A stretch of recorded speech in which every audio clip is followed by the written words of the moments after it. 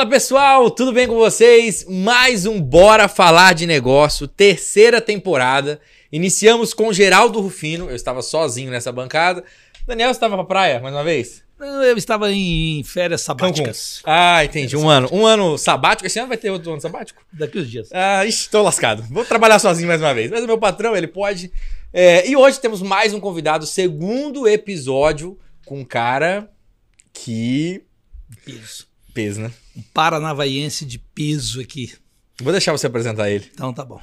Hoje nós vamos ter oportunidade aqui de conversar com um cara fantástico. Conheci garoto, foi meu aluno no ensino médio. Foi um grande atleta profissional, jogou em grandes clubes do Brasil, do mundo, e hoje faz um trabalho diferenciado aí. Ele vai falar um pouquinho disso, sobre o trabalho que ele tem feito aí, trabalhando principalmente carreiras de atletas. Nós vamos ter oportunidade hoje de falar com Danilo Avelar. Ei, Danilo, prazer receber você aqui nessa bancada. Obrigado, agradeço aí o convite. Já gostei do nome, bora falar de negócios. Sim. Direto e reto, né? Falar Sim. de negócios. E fico feliz a gente trocar um papo aqui legal. Raramente estou em Paranavaí. E quando eu venho, eu consigo desacelerar um pouco a mente. Porque hoje eu moro em São Paulo e lá é tudo no 2x, né? A gente fala que é tudo no 2x lá. Então eu consigo desacelerar, ver as origens, passar na frente dos colégios que eu estudei, rever as memórias. E também prospectar negócios, falar de negócio, né? Então... Legal. Um papo de qualidade. Show. Então, vamos começar. Fala um pouquinho quem é o Danilo Avelar. Paranavaense, Paranavaense. Né? Da terrinha, pé vermelho, que a gente costuma falar. Enfim, joguei bola a vida inteira, sem saber que seria um jogador. Um pé queimado, 9 meses sem andar. Família grande. A família, eu costumo falar aqui nos encontros de natais, é uma média de umas 80 pessoas. Eu sei o que é isso. A minha também. Só pra audiência, quantos irmãos você tem? 11. Ah, Aí, ó. tá bom. Então, Essa era a média. Seu pai perde pra mim. Perde. Tenho certeza. Exatamente. Lá é juntar o pai e mãe, dar uns 15 tios lá, uns 35 primos, agregado e assim vai. Então, eu sou daqui, cara, sempre me dedicando ao futebol, aliás, ao esporte, né? Sempre fui do esporte. E também estudando, isso é paralelo. Mas seguindo o padrão, sem saber de fato o que seria. E aí a vida vai nos dando oportunidade, a gente vai se preparando. Então, saio muito cedo, né, de Paranavaí, já com 15. Quando eu saio da São Lucas ali, né, saudosa São Lucas, começo a me estimular, né, nos testes, nas peneiradas aí que tem pelo país, e eu começo a sentir um gostinho de que acho que eu vou ter que sair da terrinha e ganhar o mundo, e depois a gente volta aqui e vê o que acontece. Então esse foi o comecinho da minha trajetória até os meus 16 para 17 anos, onde eu vivi aqui intensamente Paranavaí, aí depois saí fora. Ô, João, eu sei uma história dele e eu vou pedir para ele confirmar aqui no ar. E o pai dele tá ali assistindo a entrevista, né? O pai dele vai olhar também, Não dá pra cortar, vai hein? lembrar disso. Quem me contou isso foi a mãe dele, né? A sua mãe trabalhou comigo na Fafip Isso. durante muitos anos e uma vez ela me contou essa história, eu queria que você confirmasse. Parece que você foi jogar uma época em Santa Catarina, né? E acho que você ligava para ela e parece que mentia exatamente como é que estavam as coisas lá. Porque eu sei que o começo da vida de atleta, Danilo, não é fácil. Não. É difícil, o cara tem que dormir em vestiário, o cara tem que dormir em alojamento em condições muito difíceis. Muito. E ela me contou uma vez uma história. Como é que foi essa história? Fala pra É mim. justamente isso, porque assim, eu falo que o futebol, na maioria dos atletas, vem de origem humilde, né? Isso é unânime. E alguns poucos privilegiados, como eu, que venho de uma estrutura de família boa, acaba sendo inserido no futebol também. Porém, assim, era um mundo que, se você demonstrasse uma diferença de classe para o outro, já era meio rejeitado, não era bem aceito, então você ficava meio assim. E eu tinha esse receio de demonstrar que eu tinha uma capacidade um pouco acima financeira. Mas eu não sabia utilizar isso a meu favor, né? No caso, talvez dividir uma pizza, comprar um negócio, porque realmente os meninos não tinham, né, uma necessidade boa. E os alojamentos debaixo de estádio, em beliches que você divide com 4, 5 pessoas. Os alojamentos não são dos mais, né, precários, aliás, é dos mais precários. E quando eu fui para Joinville, a gente morava numa casa E tinha aproximadamente ali, acho que 2, 3 categorias, então a gente estava falando de uns 30 meninos. Numa casa só. Uma casa só. Só que na casa principal, que basicamente são 4 suítes, coloca aí, ficavam os mais velhos, os juniores. Cada suíte devia ter umas 2 beliches e ali ficava. Os mais novos, que eram nós, ficavam na edícula, na parte de trás, que era uma edícula grande e que era só uma salona dessa que tinha 6 beliches. Então, ou seja, era um espaço desse tamanho, dormia 12 atletas, sem armário e com um banheiro. Então, a cada 2 dias, uma dupla fazia a higiene do banheiro e a higiene do quarto. Então, tudo bem. Quando você é novo, você vai indo, se virando. Não era das melhores condições, mas você tá com vontade de crescer, se aceita. Só que quando eu ligava para meus pais, na época não tinha celular, né? Tinha que ir no orelhão, tinha que ir na lan house. Falava, não, tá tudo bem, tá tudo certo. Só que não tava tudo bem, tudo certo. Lógico, a gente passava umas necessidades, só que sim, dava para sobreviver. Se fala a verdade, ela ia atrás. Ia atrás. Ia te buscar lá. Exatamente. Tanto que às vezes que eles iam, eu não deixava. Eu lembro que uma vez minha mãe foi na frente do alojamento, eu não deixei ela entrar. Porque se ela entrasse e visse a situação, muito provavelmente ela ia me tirar de lá. Então eu não queria provocar essa situação. Então a gente vai, né, convivendo com situações ali, e que é o que o futebol tem. Né? Futebol, talvez hoje a base permite uma coisa ou outra, mas não é. E é ali onde cria realmente as essências, as raízes. Então nesses meus primeiros contatos, onde eu saio de Paranavaí, tinha uma casa boa, um conforto, para me desafiar num lugar desconfortável, é chocante. Só que assim, graças a Deus, eu não senti tanto. Eu sabia que meus pais iam sentir mais. Só que, lógico, todo pai quer o melhor pro filho, né? Só que eu consegui suportar. Então eu acabei encarando ali, só que eu não deixava eles entrar não. Falei, não, tá tudo bem, tá tudo certo. E nem tava. Às vezes não tinha água para tomar, tomava da torneira. A comida era do almoço e não tinha mistura. E aí vai. Lembro que uma vez eu tava em Cascavel, fui fazer um teste. E a gente tinha o café da manhã, o almoço e a janta. Só que a janta nos alojamentos são 6 horas da tarde. Porque a maioria estudava à noite. No caso, eu estudava à noite. Então eu tinha que treinar de manhã à tarde. Bem cedo para ir para a escola. Bem cedo e tinha que correr para a escola. E aí, então você almoça, você janta muito cedo. Só que, cara, dá umas 9 horas da noite, você tá com fome. Atleta ainda, moleque, tá com fome. E nesse lugar em Cascavel não tinha um lanche depois. E ninguém recebia dinheiro, ninguém tinha dinheiro. E não dava para você sair do alojamento, eles fechavam o portão. A maneira que tinha de matar a fome, que eu aprendi com o pessoal, eles tinham um saco de açúcar e um saco de aveia. Aí misturava na mão, assim, açúcar com aveia, misturava e jogava pra dentro. Pra dar uma saciedade, pra dormir e conseguir no outro dia tomar o café da manhã. Aí na hora que eu olhava, eu falei, meu Deus do céu, olha isso aqui. E aí você vai aprendendo, você vai se virando e tudo mais. E mas eu tenho certeza absoluta, Danilo, que isso tornou você um homem diferente. Porque as dificuldades para todo mundo, independente da profissão que o cara escolha, ela torna a gente sempre de casco mais duro. Sim. Não é verdade? Sim. Talvez o que você é hoje, a personalidade que você tem, o cara que você se tornou, né? Talvez, né? Se tudo isso não tivesse passado, você tivesse ido já para um grande clube, já tivesse chegado num alojamento com ar-condicionado, com 3 ou 4 refeições por dia, talvez o Danilo não fosse o que o Danilo é hoje. Com certeza. E é engraçado porque depois o tempo te mostra, né? Sempre o tempo te mostra, né? Os resultados. E a minha carreira no futebol, ela sempre foi desafiadora, sempre foi por obstáculos, por provações e sempre por muita insistência e persistência. E justamente isso, eu acho que lá atrás, né, Deus vai te preparando para se tornar uma pessoa, né, de personalidade forte, resiliente, porque eu nunca fui um craque do time, eu sempre fui aquele mais persistente, né, o famoso nota 7 que eu costumo falar. Isso vai te dando corpo, vai te dando substância, porque eu costumo falar que é no desconforto que você vira um leão. Né? No conforto você acomoda. E eu sempre busquei o desconforto para evoluir. Você fica mais atento, mais apurado, radar aceso, fica mais ligado, atento nos detalhes. Então a minha carreira inteira no futebol, seja nos momentos bons e nos ruins, ele foi sempre de detalhes, de atenções, de provações, de superações.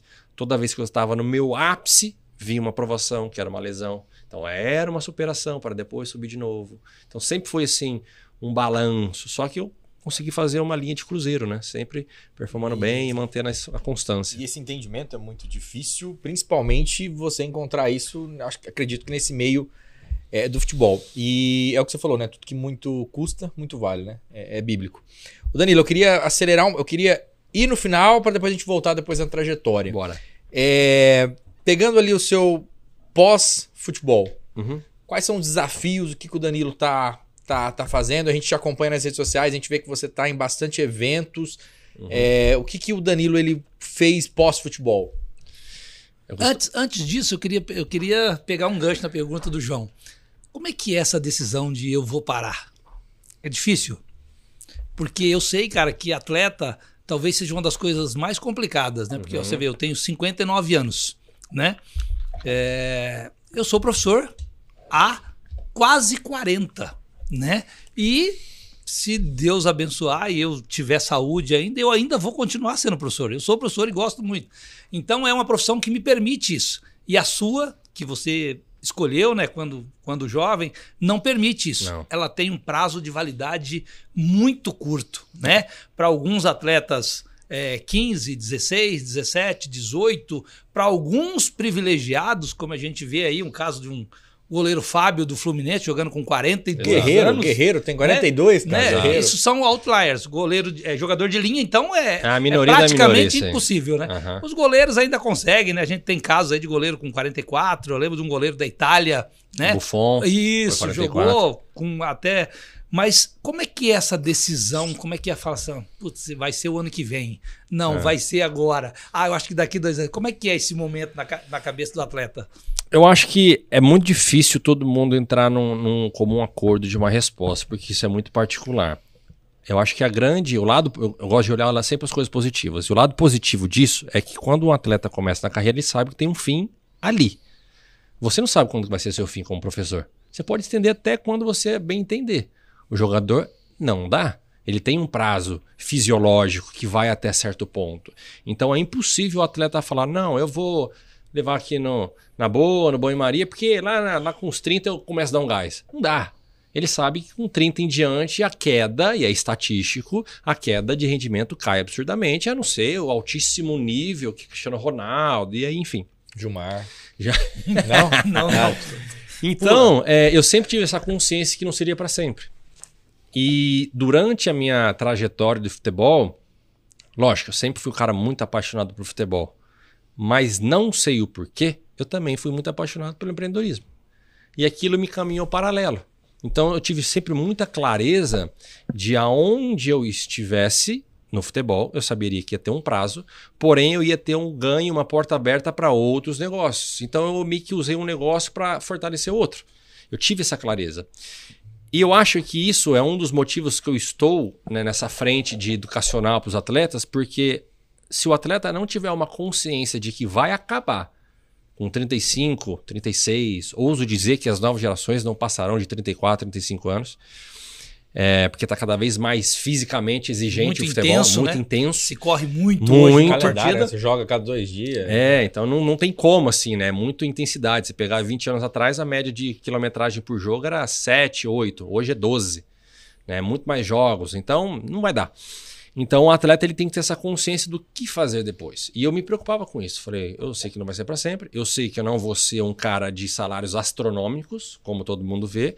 Eu sei que eu vou ter que cavar muito bem meu lugarzinho para ter uma credibilidade, uma relevância. E se tudo é certo, Deus abençoar, eu vou ser campeão no time grande. Eu tinha essa consciência. Porque desde sempre eu sabia que eu não era o cara do time. Nunca bati no peito e falava, não, eu resolvo, eu sou o cara, eu sou foda, tá. Não. Eu andava com os caras, eu andava com nota 10 e eu consegui crescer com eles, eu fui aprendendo com eles. Eu tive essa consciência e essa humildade de entender. Então eu sabia que tinha um prazo curto. Então quando eu saio, né, com 20, 21 anos, vou para a Europa, surpreendentemente, apareço lá na Ucrânia, muito rápido as coisas acontecendo, e eu começo a viver dia após dia, tô na Ucrânia, Alemanha, depois Itália, depois França, e passou quase 9 anos, opa, peraí. 28 anos para 29, eu tenho mais uns 6, 7 anos ali, ninguém me conhece no Brasil, se eu voltar ao Brasil, o que eu vou fazer? Aí quando eu falo essa pergunta, o que eu vou fazer? Aí começa a me dar ansiedade, eu falo, e agora? Não sei se eu vou conseguir estudar, não sei se eu vou conseguir ir para uma universidade depois de parar, não sei se vou fazer direito igual meu pai é advogado, eu não me via nessas situações. Minha família não mexe com boi, com terra para tocar, então eu não me vi em nada. Eu falei, então eu preciso me provocar com alguma coisa. E paralelo, como eu me empreendi e fiz negócio, eu falei, bom, é o mundo do empreendedorismo que eu vou estar. Porém, é um mundo de muita incerteza, é um mundo difícil, é um mundo diferente. E o atleta é acostumado com o quê? Com tempo de contrato. Faça sol, faça chuva, neva ou não, ele vai ter o seu salário garantido. Se ele machucou, ele vai ter o salário garantido também. Ele consegue ter uma projeção de 2 anos, por exemplo. Em 2 anos eu tô aqui com contrato no Corinthians, tudo bem. Eu vou ter que trabalhar, vou ter que ganhar meu espaço para eu continuar com um contrato bom. Mas eu sei que eu tenho 2 anos. Agora, no mundo do empreendedorismo, não tem isso. Né? É lenha todo dia. Então, eu tive essa preocupação. E aí, quando eu venho para o Corinthians, estrategicamente... Você com? 29. 29 anos. 29 anos. Eu chego no Corinthians estrategicamente por 2 propósitos. Para ter reconhecimento nacional e abrir portas para negócio. E também para pelo lado pessoal, que eu precisava estar num clube grande e no Corinthians, que é o meu time do coração. Então deu certo as 2 coisas. Então eu usei o Corinthians muito bem para me performar, me mostrar meu lado profissional, ganhar títulos e importância, mas também para abrir portas para negócios, que é o que eu estou colhendo fruto agora. Porque o Corinthians tem muito poder de fechar contrato, de abrir negócios, de fechar negócio também. Então eu usei essa estratégia, eu tive essa atenção. Porque quando chegasse 35 anos, e lá com 28 para 29 eu falei, com 35, se eu estiver bem financeiramente, se eu estiver tranquilo, se minha atual situação no futebol estiver mais em declínio, aí eu paro. Aí eu vou me ressignificar. E aí quando eu saí do Corinthians em 2022, que eu vou para o América Mineiro, eu senti que começou a descer a ladeira. Financeiramente, de qualidade, já tinha 3 lesões, meu corpo mudou, eu pesava tantos quilos, passei a pesar mais, eu comecei a ter mais dificuldades em campo, que é coisa que eu não tinha. Eu comecei a perceber fisiologicamente que eu não estava sendo o mesmo cara que antes. E dali em diante ia ser só ladeira. Só ladeira. Lógico, se eu estivesse ainda no Corinthians, ganhando igual os caras ganham, tantos milhões, meu amigo, vai embora. Vai embora. Só que não era a minha situação. Então, como eu tinha... E por sorte que não era a minha situação, que eu tinha me preparado lá atrás. Então, como eu fui me preparando, fazendo negócio, fazendo os investimentos, fazendo conexões, abrindo negócio, quando chegou com 35, eu tive a tranquilidade, que foi exatamente o ano passado, exatamente nesse período, foi ali para abril, maio, que eu ainda me permiti 3 meses do ano passado buscar algum time, alguma coisa, e aparecia situações até que legal, mas que eu ia gastar mais tempo longe da família e dos negócios do que de fato jogando bola. E aí quando eu percebi isso, falei assim, futebol não faz mais sentido para mim. Eu vou estar sendo ingrato comigo mesmo se eu ficar jogando futebol por jogar, se eu não conseguir entregar 100%, então para mim não faz sentido. E aí eu começo a fazer uma transição automática, ou seja, eu falo que eu faço uma analogia igual ao DJ. O DJ ele nunca acaba uma música para começar outra. Ele faz a troca durante. Pega os últimos segundos da música e já vai. começa tocando outra. Por quê? Porque eu fiquei preocupado e é a grande preocupação que acontece com os jogadores. Quando ele para e tira um dia para descanso, que esse um dia vira uma semana, que vira um mêsinho sabático, que vira 6 meses, que vira um ano. O atleta com dinheiro no bolso e na conta, sem saber o que fazer, é risco. Porque a chance dele fazer movimentos aleatórios ou por impulsão é muito alta. Então eu não queria ter esse 1 minutinho de descanso. Eu já queria estar envolvido com alguma coisa e aí foi onde foi acontecendo. Então assim, eu não senti um peso de parar. De verdade, eu não sinto saudade de futebol hoje. Muito pelo contrário. Sinto saudade de algumas coisas que acontecem no futebol. Mas assim, ter a rotina, a intensidade, jogar, concentração e viagem, e joga, ingratidão e cobrança. Para mim já deu. Tipo assim, missão cumprida. Agora, o meu legado é contribuir com o ecossistema do futebol para tornar ele melhor, mais atrativo, mais assistido, mais entendido. Porque eu acho que aí é o meu papel, é o papel dos ex-atletas. Ajudarem a melhorar o futebol quando você parar com o futebol. Seja de qualquer forma. Então, por isso que para mim soou tranquila essa transição, né, do que eu estou fazendo. E o Danilo, ele tem uma característica, pelo menos... Primeiro um adendo do que ele falou, né? Você viu que ele falou que o jogador com 30, depois ele vai caindo, né? Então assim, eu ainda tô no meu auge como atleta. E ele chegou no Corinthians quantos anos? 29. Você ainda tem chance. Lógico, já viu meus gols? Já viu meus gols? Não. Então. Vamos continuar. Mas João. eu quero pegar... Isso aqui é uma coisa séria, João. Você não gostou do meu lance de futebol? Lugar sério, ó. Bora falar de negócio, vamos. Ele vai me agenciar. Mas pegando o gancho ali da característica do Danilo em si, ele sempre foi muito comunicativo. E eu sempre ouvi isso nos comentários, nos programas de televisão, enfim. Você acha que a comunicação te abriu portas? Demais. Porque você é muito comunicativo. Demais. Assim, o jogador... Por exemplo, por que a gente vê pouco jogador agora tá um pouco mais. Mas, por exemplo, eu fui o primeiro jogador do Brasil no podcast. Foi no Podpah. E depois fui no Flow. O Corinthians fez um away para não ir. Porque ele ficou com medo de eu ir num ambiente podcast onde você tem liberdade para falar e falar alguma besteira. Por isso que os jogadores são muito travados pelas assessorias só com perguntas e respostas à borda de campo, coisas relacionadas ao esporte, porque é mais controlado. Então o jogador ele cresce ali naquela bolha sem ele abrir a cabeça para o negócio, sem ele falar. E o jogador quer falar demais. Todo mundo tem suas dores, seus negócios, seus investimentos, suas perdas, suas traições. Tem tudo, tem muita história por trás. Só que ele não consegue se expressar. E eu, pelo contrário, eu acabei quebrando um pouco isso. Sei lá o porquê, seja por questões familiares ou porque realmente é a minha personalidade de falar, mas eu fui muito esse cara comunicativo até nos bastidores, nos vestiários. Então, sempre, por onde eu passei, eu consegui ser capitão, eu chamei as responsabilidades, eu consegui ajudar um, ajudar outro. Seja porque talvez eu tive uma família estruturada, tive um ensino privilegiado em relação aos outros, e isso a longo prazo dá diferença. E aí sim, para os negócios também dá diferença. Hoje, onde eu sento, eu almocei com o Benchimol da XP. Eu almocei com o Salute do BTG. Falar que um ex-jogador pode sentar com os caras e trocar uma ideia de CEO para executivo, cara, é uma coisa absurda. Mas eu consigo ter essa troca porque talvez justamente o que você falou. Consegue se comunicar bem. E isso vai abrindo as portas, vai fazendo o cara do outro lado. Putz, o que ele tem a mais que eu posso extrair? Que legal, e eu não sabia. E realmente o jogador fica mais engessado aquelas perguntas e respostas e não dá tanta liberdade para ele falar. E tem muita coisa para ele falar. Então, eu acho que isso acaba sim também, por eu ter sido sempre um disruptivo na parte de comunicação, acaba gerando interesse. Acaba gerando atratividade para outros negócios, para a própria televisão, para próprios eventos. Hoje eu dou palestra, dou mentoria, porque não é fácil você, vida inteira, você ensinar alunos, você ter a comunicação para ensinar as pessoas, não é fácil. Né? Tem que ser muito bom. Então, é uma responsa legal, mas eu gosto. Eu gosto muito porque eu falo que o futebol, a parte assim, se a gente tirar a parte da paixão e olhar os pilares, ele é exatamente como uma empresa, exatamente como qualquer outro negócio. Tem muito ensinamento que o futebol mostra de pressão, de concorrência, de competitividade, de cobrança, de exposição de mídia, de administração, de finanças, que se leva para uma vida real. Só que é muito mal explorado esses pilares. Por quê? Fica só no resultado.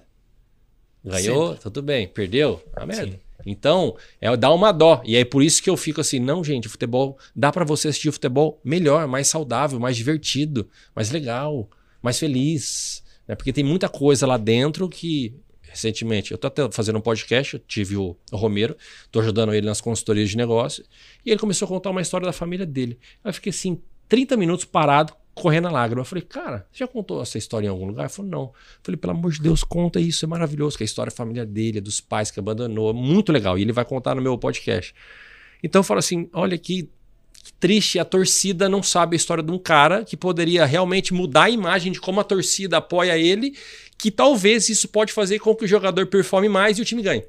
Você entende que às vezes uma perspectiva faz a torcida enxergar melhor, que manda uma energia melhor pro atleta, o atleta recebe melhor, ele vai performar mais, o time vai melhorar e todo mundo ganha. Só que hoje não, é muita crítica, cobrança, pressão, crítica, cobrança, pressão. Aí o jogador fica meio travado. Meio travado. Ô Danilo, deixa eu perguntar uma coisa pra ti. A partir de que momento que você estava na sua carreira, ou isso foi lá, não deve ter sido lá atrás, primeiro porque isso não tinha um peso tão grande, mas a partir de que momento que você começou olhar assim as redes sociais como uma grande ferramenta? Hoje eu vejo que os jogadores de futebol, todos, né, têm a sua rede social muito movimentada, com muitos seguidores, né? Hoje o Cristiano Ronaldo é um dos mais seguidos do mundo, o mais, né? Acho que o mais seguido do mundo no Instagram. Então a gente vê que todos os jogadores, eles começam a olhar isso, a postar, a colocar alguma coisa. E como você falou que sempre teve essa visão paralela ao futebol, já uma visão empresarial, e hoje as empresas não vivem sem uma rede social muito movimentada, como é que você tratou isso? Como é que você começou a olhar a sua rede social e a partir de quando você vem tratando isso?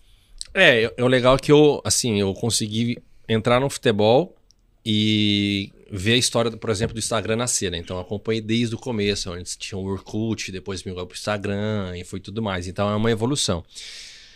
Porém, é óbvio que a rede social ela é muito boa, porém ela pode ser uma assassina, né? Ela pode ser muito perigosa. Dúvida.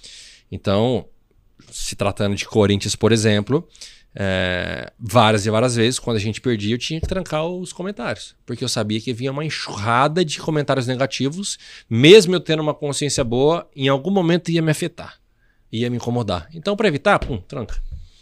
Então, o jogador ele acaba vivendo nesse ciclo assim, se eu me expor demais, se tiver na fase boa, tudo bem, mas se eu me expor demais na fase ruim, isso vai vir contra a minha persona. Então o jogador, isso aí é unânime, tá? É 99,9%. Ele sabe que a rede social é uma potência que pode ajudar ele, mas ele fica refém de resultado. Porque hoje se um jogador posta, sei lá, hoje estou fazendo a inauguração da minha loja de barbearia, e amanhã ele perde, perdeu porque que aquilo influenciou isso. Exatamente. Eu tive uma clínica de estética por 5 anos em São Paulo. Eu não divulguei. Divulguei muito pouco. Por quê? Porque às vezes eu ficava com receio de isso vir contra. Mas tá focado lá e não tá focado aqui. Pô, fez uma cagada, vou lá tacar uma pedra. Você fica nessas paranoias. Então o jogador ele fica meio refém dos comentários e do tribunal digital que é a rede social. Porém, não tem como você fugir. Não tem como você fugir. O jogador consegue quebrar essa barreira e dominar no peito e falar assim, eu não me importo, eu dou conta, e usa a rede social ao seu favor, explode. Aí entra uma tese muito legal que eu falo sobre os pilares, né, da empresa. Hoje, por exemplo, se uma empresa ela não tiver um setor administrativo bem alinhado, muito possivelmente vira uma bagunça, certo? Sim.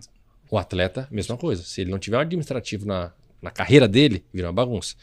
Se uma empresa assim, um financeiro bom não tiver bom, ela tem problemas financeiros. Falência, crise. O jogador é a mesma coisa. Se ele não tiver uma estrutura financeira muito boa na carreira dele, não vai funcionar. Uma empresa sem marketing hoje, cara, ela corre risco de ficar para trás. Você concorda? O jogador é a mesma coisa. Se ele não tiver um bom marketing, se ele não tiver usar bem as redes sociais, ele vai ficar refém só do resultado. E o resultado nem sempre é o mais favorável. Então ele tem que ter uma atratividade. Quando eu percebi isso, eu falei, opa, eu vou ter que dar uma mexida nisso aqui. Eu vou ter que quebrar barreira, eu vou ter que fazer algo diferente, eu vou ter que mexer alguma coisa. E é onde eu começo, uns 4 anos para trás, a mexer mais no Instagram, a colocar vídeos diferentes, a não colocar só resultados, só coisas de futebol. Porém, não dava para destoar muito. Não dava para ser muito familiar. Tinha que ser um mix ali para não dar confusão na cabeça do torcedor. Porém, 2 anos atrás, que eu realmente falo assim, agora eu vou ter uma transição de carreira, eu preciso fazer as pessoas saberem o que eu estou fazendo, qual que é a minha transição. E aí começa uma transição de sair o Danilo Avelar, ex-atleta, para ser um empresário. E as pessoas têm que entender isso. E muitos não aceitam. Começam o quê? A tirar, a perder seguidores. Porque, não quero mais ver isso do Danilo. Eu queria ver do Danilo que era de futebol. Não quero saber de negócio. Agora ficou mais claro. E as pessoas começam a vir pelo conteúdo, pelo interesse. O que ele tem? Por exemplo, jogadores antes nem me seguiam. Jogador que me seguia ou era jogador que jogava comigo ou jogador que jogou comigo. Raramente vem um jogador do time rival e te segue. Isso aí no futebol é muito raro. Hoje tá vindo um monte de jogador de vários times me seguir. Por quê? Porque viram que eu já sou um ex que foi lá atrás, que hoje sou uma pessoa que posso ajudar eles daqui para frente. Então o jogo mudou. Então a comunicação digital, se eu não tivesse feita, ninguém ia saber. Ia ficar nos bastidores, ia ter que ir na porta em porta. Ô amigão, tudo bem? Tô fazendo isso. Aí é muito esforço. Então ele ajuda a acelerar essa comunicação, ajuda a potencializar. E as marcas estão sedentas para pegar os atletas e fazer negócios. Só que os atletas ficam meio refém de fazer alguma coisa ou outra. Será que eu faço uma publicidade para essa marca? Será que vai ter extensão? Será que vai dar certo? Então começa um conflito interesse do clube não deixar, o jogador querer, e ele acaba ficando, deixa quieto, vou só postar a fotinha mesmo de jogo. Mas é uma pena, porque tem muitos jogadores aí, sei lá, pega o Gabigol, que é um fenômeno, na minha opinião, a rede social, as mais bonitas de jogadores é a dele. Poderia explorar comercialmente muito mais. Absurdamente. É muito bonito, design, vídeo, muito legal, eu gosto. Só que assim, você não vê talvez um negócio que ele pode influenciar as pessoas a fazerem algo a partir daquilo. Entendi. Fica muito refém. Já, se a gente vê nos Estados Unidos, a cultura deles, se abrir um canal de televisão nos Estados Unidos e ver a publicidade, é um monte de jogador. De sucrilhos, de tênis, de perfume. Por quê? Porque ele tem esse instinto de ser um empresário e instivar as pessoas a fazerem negócios. A gente vê marcas de roupa de atletas, de raquete de tênis de atletas. Aqui a gente não tem. A gente não tem tanto. Neymar tem pouco ainda. Por quê? Porque às vezes é uma cultura que o brasileiro precisa saber explorar mais, vindo através do atleta, ele sendo talvez um ídolo, sendo um influenciador. Então, assim, a rede social ela tem um poder absurdo de alavancar, mas ainda é muito mal explorada no mundo do esporte ainda, muito mal. O Danilo, eu queria pegar um gancho. Ele falou dessa questão da gente ter esse hábito de empreender. Depois a gente pode ter uma parte 2. Conversa boa. Não, eu tava... Conversa boa. Não, muita coisa vai ficar sem te perguntar. Vamos fazer o 2. No Brasil, por minuto se fecham 4 empresas. Esse é um dado de 2023 e é um número extremamente altíssimo. E aí, trazendo para nossa realidade, para o nosso público que está nos assistindo, para o nosso aluno, você falou que já empreendeu, você teve empresas, tem empresas. Qual que você entende que é a maior dificuldade de se empreender? Eu não diria nem só no Brasil, porque eu já sei que existe uma realidade muito grande entre outros países e o Brasil. Mas qual a dificuldade que você entende hoje de empreender? E se você pode falar um pouco dessa sua trajetória empreendendo, porque muita gente acha que quem empreende não vai cair. E a gente pode pegar o caso da própria Fateste. O Gilmar já faliu alguma empresa, o Daniel já teve empresas que não deram certo. Então, assim, as pessoas também têm essa visão do, se eu cair, é para sempre. Não, é cair e se levantar. Então, eu queria que você falasse um pouquinho disso. Eu acho que pegando esse gancho final, você pegar as histórias dos bilionários, todos em algum momento quebrou. Sim. Todos em algum momento foi corajoso.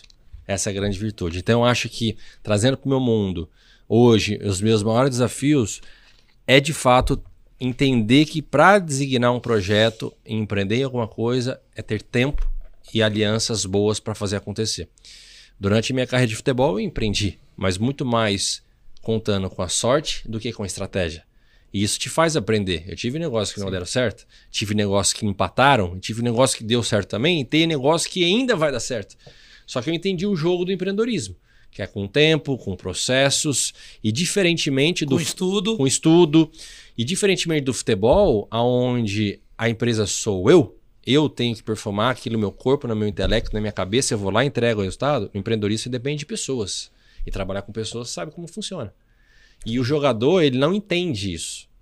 Ele não entende, ele sabe cuidar dele, mas ele não sabe cuidar da empresa que está em volta dele, ele não sabe sobre leis trabalhistas, sobre uma trabalhista, sobre, sei lá, o que é ROI, o que é CAC. Ele não vai saber essas coisas. E ele vai fazer o quê? Delegar para alguém. Então ele sempre vai ser o cara do cara que vai tocar os negócios dele. Ele nunca vai ser o cara que vai ser primordial. Eu sou o dono do meu negócio. Ele sempre vai ter que deixar na mão de alguém. Então hoje eu acho que o maior desafio realmente é você ter boas pessoas, bons projetos e ter paciência. Porque oportunidade de negócio todo dia aparece, assim, mais uns 10 no meu celular. E todos tentadores. Agora, o que é bom, você não sabe. Qual que é a pessoa que está do lado que trouxe negócio, se faz sentido ou não. Como que eu arrisco agora sem ter um contrato de trabalho. Qual que é o meu momento atual? Eu posso me permitir arriscar num negócio que, se não der certo, não vai afetar a minha crise financeira. Então, tudo isso é um jogo de quebra-cabeça que te gera, às vezes, ansiedade, receio, medo, falta de conhecimento.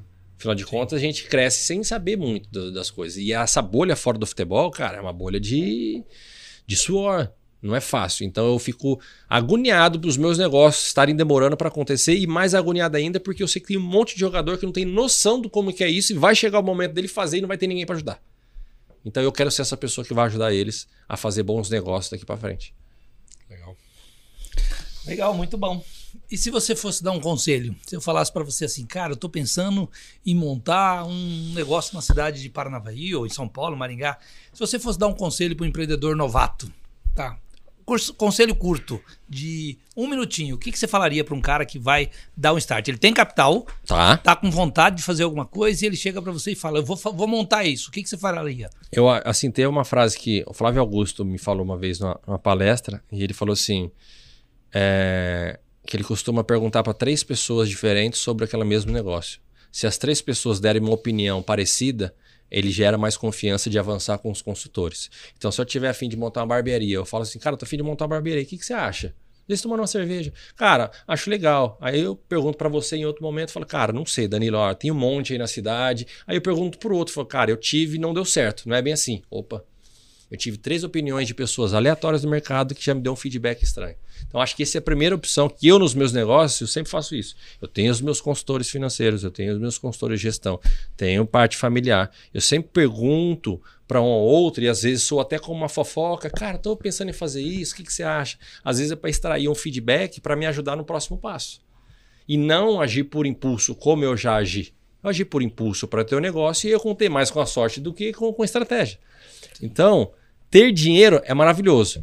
Querer fazer algo, mais ainda. Agora, agir sem conhecimento, sem capacidade, sem ter pessoas próximas, sem fazer um estudo de viabilidade, sem entender projeções do cenário, se faz sentido ou não, aí é loteria. Aí eu não aconselho porque eu já vivi na pele e não deu certo. Né? Faria de novo? Se eu levar para o lado de aprender, você precisa errar para aprender, faria. Agora, em questão financeira, não faria de novo. Então, eu acho que pergunte para 3 pessoas aleatórias sobre o que você está pensando em fazer e escuta. Se as 3 opiniões derem positiva, vai para uma pessoa mais especializada, um consultor, parte de finanças, um contábil. Joga as cartas na mesa. Não adianta querer, às vezes, guardar o potinho de ouro para ninguém saber e você fazer e falar, eu sou o novo Elon Musk e faço o foguete da ré. Pô, não é muita loucura, não precisa. É muito diferente. É muito, O cara é muito diferente. Não pode... Então não dá para ser tão assim, disruptivo. Sim. Cara, vai passinho. Às vezes uma pessoa quer fazer com você, dividir o risco. Né? Então eu penso muito nessa questão. Legal. Uma vez me chamaram para empreender, né? E eu falei, puta, não é a minha área. Eu nunca fiz isso. Eu tenho capital, mas eu nunca fiz isso. O que eu fiz? Eu fui estudar o assunto. Aí eu fui em 3 cidades diferentes que existia esse produto à venda. E em 2 delas, o dono do negócio não me aconselhou a entrar no negócio. Pronto. Né? Em 2 delas. Uma em Toledo, uma em Umuarama e outra em Campo Mourão. E aí o cara falou, cara, eu tô querendo vender o meu. Olha só. Aí eu não entrei no negócio. Já teve resposta. Não, e a galera que tá assistindo vai ficar super curiosa pra saber o que é, porque vai que a pessoa tá querendo montar a mesma coisa. Mas você vê, você fez sem saber, você fez isso. Você foi, conversou com 2, 3 pessoas e falaram assim, 2 falou que não dava certo e já foi a resposta perfeita. Sim. Acabou. Foi isso aí. É isso aí mesmo. Ô, João, nós temos parte que terminar. 2? Parte 2? 34 minutos, cara. O Danilo fala pra Na caramba. verdade, 34 não, eles estão reativando o... Tinha que ser professor, cara. Eles estão reativando fala o timer demais. ali. Vamos para a parte 2. Ganhou de mim aí. Então vamos. Parte 2. Danilo, vão ser perguntas rápidas. Tá bom. Curtinhas. Bate pronto ali. Bora fechar. Tá. O último livro que você leu? O último livro que eu li Você ia falar Café com Deus Pai porque eu leio toda manhã, não. Pensa em Riqueza. Legal. Legal. Napoleão Hill. O último filme. Último filme. O que ganhou o Oscar Não, agora? o último filme não. Não. Um filme. Um filme? Um filme que marcou o Danilo, assim. Que marcou? Invasão corintiana. Que? Aquela de toque. Achei que era invasão corintiana, desculpa. Filme assim que marcou. Eu não vou lembrar o nome, é do Will Smith com o filho. 7 Dias, 7 Noites. Legal. 7 Dias, 7 Noites. Aqui tem uma pergunta que é o time que você torce. Mas como a galera já imagina o time que você torce, inclusive a gente veio fardado, Fica farda aqui eu vou perguntar pra você qual era o mais resenha do elenco, do seu elenco, na época que você jogava no Corinthians. Jadson e Emerson Sheik. Putz, mas aí os dois são resenha pra caramba. Principalmente o Sheik. Deve ser muito, né? Muito. Qual que é uma mania chata do Danilo? Mania chata? Horário. Eu sou extremamente chato com horário. Falou 2 horas, eu tô 2 horas. Falou 1h45, tô 1h45. Falou 5. E se eu... Minha esposa fala, calma, você não precisa mais cumprir horário. Às vezes, aniversário é 7h30. Eu quero dar 7h30. Ela, mas não tem ninguém. Eu falo, não, 7h30, 7h30. Porque no futebol, Eu também. 1 minuto. No Corinthians, 1 minuto de atraso era R$100. Então eu sempre fui muito disciplinado com horário. Então eu sou chato com isso aí. Às vezes eu me irrito. Porque eu queria dar uma... Não consigo. Você tava no dia que o Sheik chegou de helicóptero lá? Não, foi antes. Eu tava, mas eu tava por outros motivos. Chegou de helicóptero. Eu vou contar um negócio pra você. Agora, aproveitando, já que tá no momento de descontrair, de fechar. Ninguém tá assistindo. Eu tava em São Paulo uma vez com um amigo, o Gilmar, e aí eu falei pra ele, era 15 para as 9 da noite, o Corinthians ia jogar 9h45 com o Flamengo, semifinal da Copa do Brasil. E eu falei pra ele, eu vou no estádio. Ele falou, você tá maluco, cara? Você não tem ingresso? Você é louco? Olhei, 9h45, eu tava na Marginal Pinheiros, eu falei, pô, tem o trem, passa aqui do lado, eu vou ali, eu troco, pego o metrô, vai... Eu falei, dá tempo. Ele falou, eu não vou. Eu falei, eu vou sozinho. Parti. Cheguei lá, subi na escadaria da arena, já escutando o hino tocando lá dentro e tal. Aí fui correndo, não tinha ingresso, cara. Nossa! Aí uns cambistas oferecendo ingresso, eu com medo de comprar ingresso falso. Eu fui, cara, fui lá na bilheteria. Onde tem? Não, o cara falou, tem atrás do gol na organizada. É nada. Eu nunca tinha ido lá, eu só ia sentadinho, bonitinho, na cadeirinha. Fui lá. E aí? Naquele dia você meteu um golaço, eu ia falar. Cara. Assim, foi 18. Eu tava atrás do gol. Foi daquele lado ali mesmo. Daquele lado, do lado do shopping ali. Eu fiquei bem no cantinho, assim, cara, meio de bico, assim. Eu entrei correndo, cara. 5 minutos depois você meteu um golaço. Eu tava lá. Foi pra final. 2-1. 2-1. Eu estava naquele dia. Que legal. Lá. Só pra descontrair aqui. Fala aí, João. Saudades. Ô, Danilo, então... Não, da sua última foi... depois da minha última. Isso. Se você pudesse colocar uma frase em um outdoor, onde todo mundo passaria, ia ler, que frase que você colocaria, o que você falaria para as pessoas que é algo que elas têm que levar para a vida? Um conselho. Tá, vou tentar fazer uma frase. As pessoas buscam motivação para fazer algo. E na minha opinião, motivação ela é feita de ação. Ou seja, faça, não espere ser motivado para fazer. Porque muitas pessoas esperam vir aquela motivação do céu para começar a fazer. Não, faça. Simplesmente faça, depois as coisas vão aparecer. Animal, hein? Legal.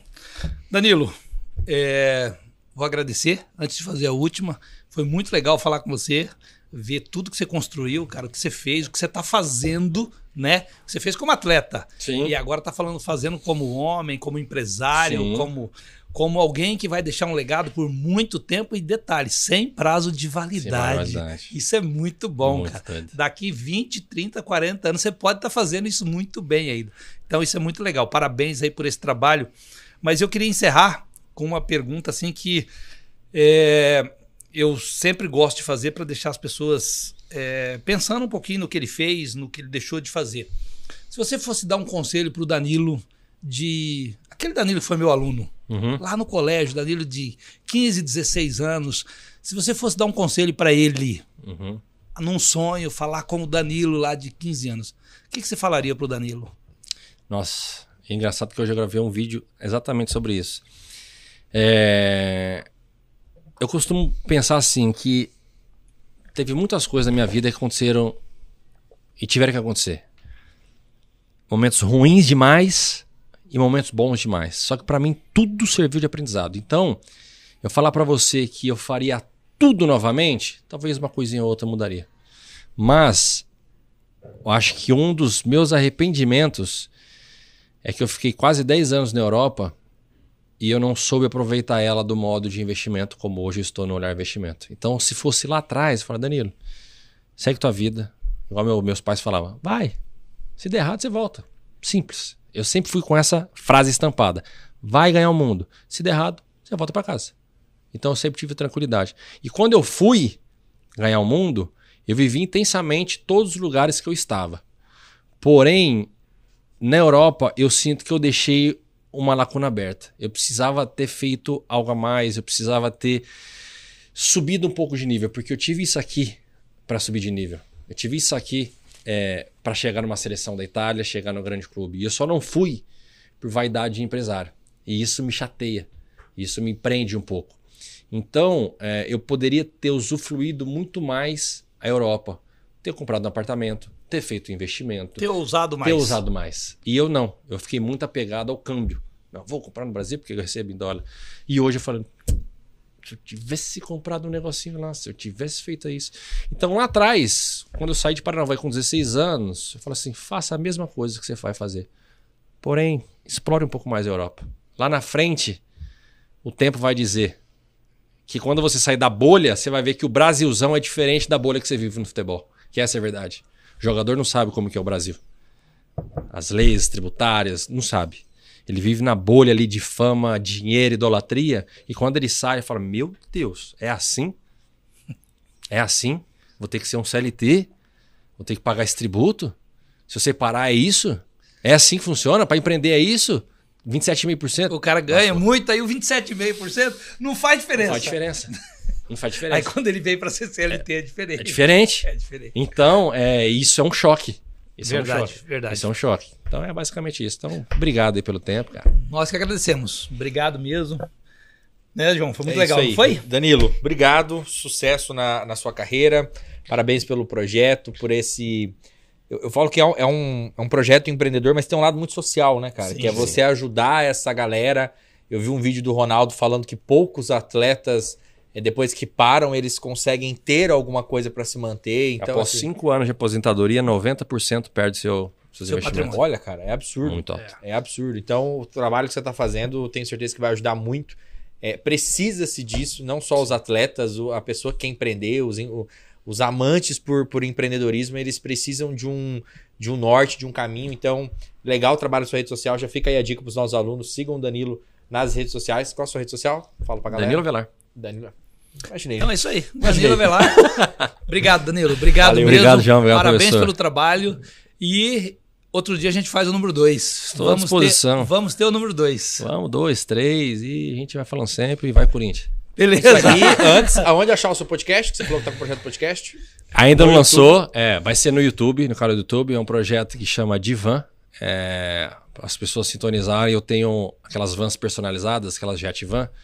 E o podcast é dentro da van, onde eu pego o atleta na casa dele, levo ele até o centro de treinamento e ali a gente vai tendo uma troca Durante o trajeto. diferente. E Exatamente. qual a previsão? A previsão é pro meio do ano. Já tem o projeto piloto Show. e o primeiro convidado. A gente vai lançar e a gente ajuda a divulgar. Show. Valeu. Galera, então é isso. Até abraço. semana que vem com mais um Bora Falar de Negócios. Valeu! Valeu.